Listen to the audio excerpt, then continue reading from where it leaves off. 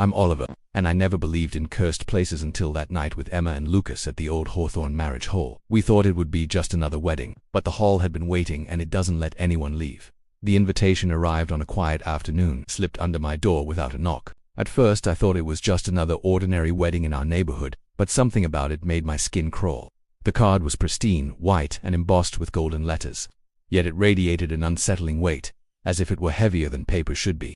I stared at the hall's name, trying to shake off the feeling that something was off. That night, curiosity battled with a sense of dread, and eventually I found myself standing before the marriage hall, its massive iron gates looming like silent sentinels under the dim streetlights. The gates were polished, reflecting the faint light in long distorted streaks. The street was empty, not a single car or passerby, just an unnatural stillness that pressed against my ears. I hesitated, my fingers brushing the cold metal of the gate, feeling a vibration I couldn't explain. Inside, the hall was far larger than I remembered seeing in photographs. The marble floor stretched endlessly, smooth and cold beneath my shoes, reflecting the flickering chandeliers above. The decorations were extravagant golden trimmings, crystal lights, and white drapes that swayed slightly, though there was no breeze.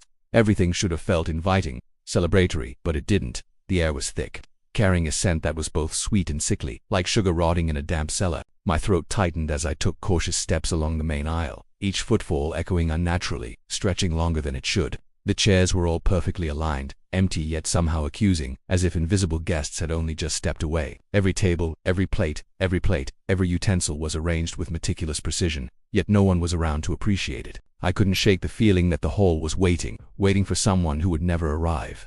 I walked past the rows of chairs, my eyes darting to corners where shadows pooled unnaturally, moving ever so slightly out of the corner of my vision. My heart pounded harder when I realized the chandeliers were in. Tea swinging from the ceiling, they were swaying as if the hall itself was breathing. Then I noticed it. On the floor, near the center of the aisle, lay a small, torn photograph. I bent down and picked it up, my fingers trembling. The image was of a bride in a pure white dress, her smile perfectly poised, yet her eyes were dark hollows, haunting and empty. Something about her gaze made my stomach twist.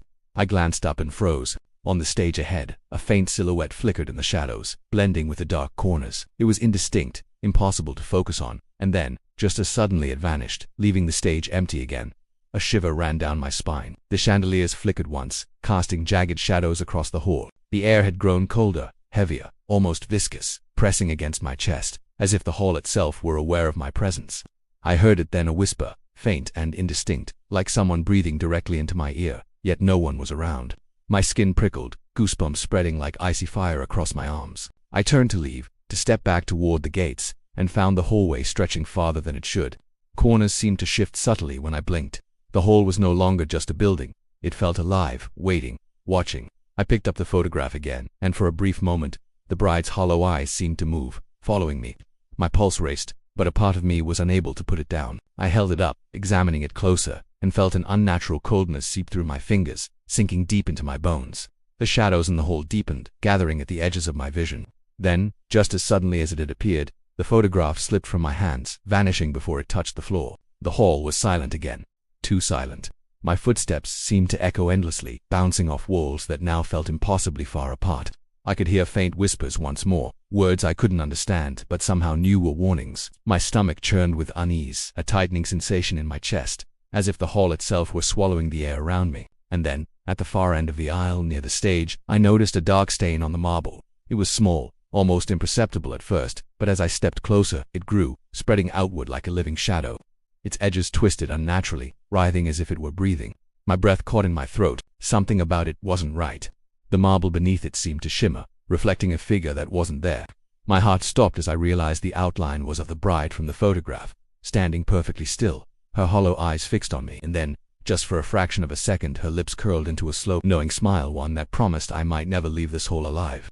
I thought I could find a way out, but the hall seemed to have changed while I wasn't looking. Corridors twisted unnaturally, turning back on themselves, and every door I tried either led me to the same endless hallway or opened into rooms I didn't remember seeing before. The grand hallways, once so open and elegant, now felt like a maze, each corner sharper, darker, and suffocating. The air was heavier here, thick with a damp, metallic scent that made my stomach churn. I realized with a shiver that I wasn't alone, though I couldn't see anyone. Every shadow flickered at the edges of my vision, darting just out of focus. I blinked, and they were gone. My pulse raced, each heartbeat echoing against the marble floors like a warning drum. I found myself in a dining hall, enormous and strange. The tables were arranged perfectly, but atop them were plates of food, some decayed, crawling with black threads of mold, others still fresh, glistening as though prepared for someone just moments ago. I stepped closer, the chill in the air biting through my clothes, and I could feel my hands trembling. The faint sound of scuttling came from beneath the tables, soft, uneven, like nails scratching against wood. I swallowed hard, trying to convince myself it was rats or some natural cause, but the hairs on my arms stood straight, and I knew it was watching me. The shadows moved faster here, darting across walls, gathering in corners. I felt their presence pressing in on me, heavy and suffocating, though I could see nothing. Then from above, I heard a sound that made my blood run cold, a whisper, almost a breath, repeating a single word over and over, soft and cruel. Stay, stay, stay. It was impossible to tell if it came from the ceiling, the walls, or somewhere deeper. My skin prickled with fear as I backed toward the doorway, but the room seemed to stretch, elongating in ways that made it impossible to reach the exit. I stumbled into another room, a hallway lined with mirrors. At first, they reflected nothing unusual, just me, pale and tense, but then I noticed a delay, a fraction of a second behind my movements. I raised my hand, and my reflection's hand moved a moment later, curling into something unnatural, a claw-like gesture that made my stomach twist. My reflection smiled at me, though I hadn't. My breath caught, and I staggered back. The mirrors rippled, like water disturbed by a stone, and inside them, I saw a crowd of figures dressed in wedding attire. They weren't human. Their faces were blurred, shifting, hollow eyes fixed on me. They moved slowly, arranging chairs, carrying plates, whispering in a language I didn't understand. I blinked, and the mirrors reflected only the empty hall again, leaving me questioning my own senses. A faint scratching sound drew my attention. I looked up to see the chandelier above me swaying violently, though there was no breeze. Its crystals tinkled like tiny, mocking laughter, and a few small shards fell, spinning across the floor. One shard stopped at my foot. I bent down, and carved into it was a single word: welcome. I stumbled backward, my heart hammering as I realized the hall wasn't just haunted, it was alive. It was aware of me. Every corner, every shadow, every flicker of light felt like an extension of its will, and I was its prey. I moved forward cautiously, drawn to a staircase that led to an upper balcony. From there I could see more of the hall, and the sight made my stomach turn. Every corridor, every room I had passed, stretched farther than it should, elongating impossibly, like the building itself had no limits. Shapes moved at the edges of my vision, humanoid but wrong, limbs bent at impossible angles, faces melting into shadows. I could hear whispers again, soft but insistent, repeating names I didn't recognize, and then, in a horrifying realization, my own. I stumbled down another hallway, my hand brushing against a wall that felt sticky, almost wet. Faint red stains marred the marble, and as I moved, the stains seemed to shift, spreading into shapes resembling faces twisted in silent screams. A cold draft brushed past me, carrying with it the faint, sickly scent of flowers, decayed flowers, but underneath it, something worse, the metallic temps of blood. My pulse raced, my breath quickened, and I felt an undeniable dread pressing into my chest. Then I saw it, a small photograph pinned to the wall, illuminated by a flicker of chandelier light. The bride from the first photo was there again, but her face was changing. Slowly, horrifyingly, her smile widened into something unnatural, and her eyes sank deeper, hollower than before. I realized with mounting horror that the hall was preparing for something, and that whatever was coming, I might be part of it. The whispers rose again, this time louder, a chorus of voices layered over each other, echoing through the corridors. Stay, stay, stay. And then, as I turned the corner, I saw a shadow move independently from the rest, sliding along the wall toward me, smooth and silent, until it reached the floor. The lights flickered violently, and in that brief darkness, I felt a cold hand brush against my shoulder. When the lights returned, I was alone, but the unmistakable pressure lingered, a reminder that the hall had noticed me and it would not let me leave unchallenged. By the time I reached what I thought was the end of the hall, I knew I was trapped. The building had changed again, corridors stretching farther than they should, doors appearing where none existed, ceilings lowering and rising like the chest of some giant breathing thing.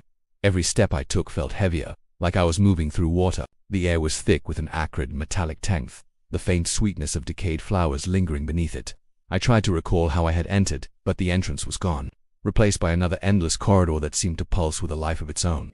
The shadows had grown bolder, flicking across the walls and pooling in corners, moving as if they were alive. I stumbled into the kitchen, hoping to find some clue, some hint of normality, but it was worse than I could have imagined. The room was massive, larger than any kitchen should be, and every surface was covered in blackened, sticky residue that smelled of rot and rust. Cabinets swung open and closed on their own, knives slid across countertops, and the sinks were filled with dark, viscous liquid that seemed to shimmer unnaturally. Shadows clung to the corners of the room, stretching toward me as I moved, and I could feel the pressure of their gaze, heavy and suffocating. My skin prickled, hair standing on end as if the building itself were breathing down my neck. A staircase leading downward caught my eye. Despite the fear clawing at my chest, I knew I had to follow it. The stairs were narrow, dark and steep, each step creaking under my weight in a way that seemed to echo endlessly. The air grew colder the further down I went, freezing my breath into mist that swirled around my face. At the bottom a heavy iron door stood ajar, a faint flickering light spilling from within. I hesitated, every instinct screaming at me to turn back, but curiosity, a dangerous, irresistible curiosity, drove me forward. The basement was enormous, cavernous in a way that defied reason. Candlelight flickered weakly, illuminating hundreds of photographs arranged in a circle on the floor. Each photo depicted smiling faces in wedding attire, but their eyes had been scratched out, and some had grotesque, unnatural smiles drawn over them. I recognized a few of the faces from the street, strangers, acquaintances, even a distant neighbor, and my stomach turned with horror. Each image seemed to shift slightly when I blinked, as if the people were moving, alive in some way that no photograph should allow. At the center of the circle sat a chair. On it was a mannequin dressed as a groom, its posture perfectly straight. My breath caught when I realized the face of the mannequin was changing, slowly morphing into a twisted version of my own. My limbs froze as if rooted to the floor. The shadows from the walls surged forward, coalescing into humanoid shapes that shimmered and writhed in ways that defied natural movement. Whispers filled the air, low and insistent, calling my name over and over, layering atop one another in a horrifying endless loop. My heart pounded in my chest, each beat echoing like a warning drum in the cold, dark space. The photographs around the circle began to shift and change faster. Faces I didn't recognize appeared, but one image in particular made my stomach seize my own face. Smiling widely in a wedding gown, hands held by a shadowy figure I couldn't see clearly. I hadn't posed, I hadn't consented, and yet, there it was. My future, or some horrific, twisted version of it, laid bare before me. The shadows moved closer, forming a wall around the circle. The whispers grew louder, turning into murmured chants that I couldn't understand but knew were binding me, trapping me. I wanted to scream, to run, to do anything, but the shadows pressed in on me, heavy and suffocating. The mannequin at the center of the circle suddenly rose to its feet, slowly, deliberately, its movements unnatural, jerky, like a puppet controlled by invisible strings. Its face, my face, twisted into a silent scream, and I could feel the cold of its eyes boring into mine. The candlelight flickered violently, shadows dancing across the walls, the ceiling, the floor, like a living, breathing nightmare. I stumbled backward, hitting the wall behind me, and felt the floor shift beneath my feet. The photographs lifted from the ground, floating in midair, spinning slowly as the whispers turned into laughter, a deep, hollow, knowing laughter that seemed to come from everywhere and nowhere at once. The mannequin moved closer, shadows clinging to it like a living cloak. My mind raced, scrambling for an escape that didn't exist. The air was thick, suffocating, and I felt the unmistakable, icy touch of a hand brushing my shoulder. Then, the shadows recoiled for a fraction of a second, revealing something far worse. The walls of the basement were lined with doors, hundreds of them, each one slightly ajar. Behind each door, faint flickers of light, distorted laughter and glimpses of figures in wedding attire waited. And then I understood. The basement was not just a room. It was a gathering place, a trap, a prison for anyone who stumbled too close. And now it had marked me. I was part of its collection, another name waiting to be written, another face to be twisted and trapped. Panic consumed me as I scrambled through the twisting corridors of the hall. Every hallway seemed to reshape itself while I wasn't looking, doors turning into walls, ceilings lowering, floors stretching farther than possible. The whispers followed me, a relentless tide of sound that pressed into my ears, repeating my name, taunting me, drawing me deeper into the hall's nightmarish labyrinth. My lungs burned, my legs ached, but I ran anyway, driven by a single, desperate thought. I had to escape. The stage loomed ahead, though I wasn't sure how I got there. It had transformed completely. The elegant, polished surface I remembered was gone, replaced by a grotesque altar of rotting wood and bones. Scattered across it were wedding rings, embedded in flesh, brittle petals that crumbled to dust at the slightest touch, and shards of mirrors reflecting impossible angles. Shadows flickered across the altar, coalescing into the same faceless figures I had glimpsed before, draped in tattered wedding attire, frozen in unnatural poses. The air vibrated with murmurs, laughter, and faint cries, all layered over one another like a chorus of the damned. I stumbled backward, desperate to find the doors I had come through, but the hall kept twisting. Corridors folded into themselves, hallways split in impossible directions, and ceilings arched unnaturally. Every exit I tried led me back to the stage, as if the hall itself were a predator, circling, guiding me toward its center. My mind reeled with exhaustion and terror. The chandeliers above rattled violently, and shards of crystal fell around me, tinkling like a macabre music box. I realized then that the hole didn't just trap people, it toyed with them, bending reality to its will. I collapsed to the floor for a brief moment, gasping for air. The whispers grew louder, now overlapping with a deep, resonant hum that seemed to come from beneath the marble. Trembling, I looked down, and my stomach sank. The floor beneath me was no longer solid marble. It rippled like water, revealing dark, shifting forms beneath the surface. Faces appeared briefly, screaming silently before dissolving into shadows again. I scrambled to my feet, backing toward what I thought was the exit, but my movements were slow, resisted, as if the hall itself was gripping me, refusing to let me go. In a corner of the stage, I saw the photograph. The same one I had found on the floor when I first entered, only now it was larger, almost life-size. My face stared back at me, smiling in a bridal gown I had never worn. A shadowy figure stood behind me in the photograph, its hollow eyes fixed on my reflection. My blood ran cold. I hadn't posed, hadn't even agreed to any of this, and yet, there it was. A record, a warning, a prelude to what the hall intended. I turned desperately, scanning for any sign of escape. The massive iron gates were ahead, open as though inviting me to leave. Relief surged through me, and I ran, my heart hammering in my chest, my mind screaming with hope. I didn't look back, not once.